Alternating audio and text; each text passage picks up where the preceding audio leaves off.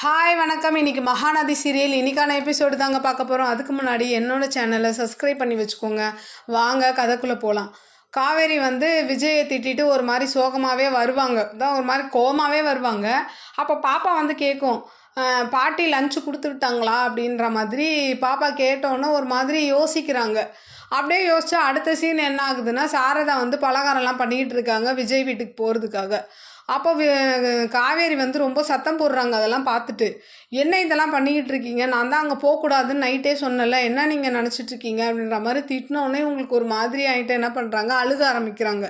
உங்கள் கிட்டே இது வரைக்கும் நான் எதாவது கேட்டிருக்கேன்னா, அந்த தம்பி என்னை மதித்து கூப்பிட்ருக்கு, எனக்கு அந்த பாப்பாவை ரொம்ப பிடிக்குது அப்படி இப்படின்னு ஒரு பேசி ஒரு மாதிரி அழுகிற மாதிரி மூஞ்சி வச்சுட்டு என்ன பண்ணுறாங்க, காவேரியை சம்மதிக்க வச்சிடுறாங்க.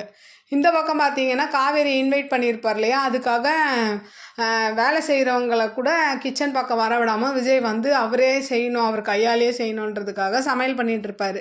அப்போ அதை தாத்தா பார்த்துட்டு ரொம்ப சந்தோஷப்படுறாரு. ஆனால் அவங்க சித்தியும் ஓரளவுக்கு ஹாப்பியாக தான் இருக்காங்க. ஆனால் அந்த சித்தப்பா இருக்கார் பார்த்தீங்களா, அவர் தான் என்ன சொல்கிறாருன்னா, இந்த 5 வருஷம் காவேரி இல்லாமல் அவன் நல்லா தான் இருந்தான், இப்போ பாருங்கள் எவன் வேணான்னு சொன்னோமோ அவளையே இப்போ நீங்கள் உள்ளே சேர்த்துக்கிறேன்றீங்க, இனிமேல் தான் பாருங்கள் கஷ்டப்பட போகிறீங்க அப்படின்ற மாதிரி அவங்க சித்தப்பா சொல்வார்.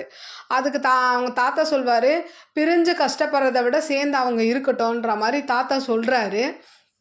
இந்த பக்கம் பார்த்தீங்கன்னா பாப்பாவும் வெயிட் பண்ணிகிட்ருக்காங்க வர்றதுக்காக.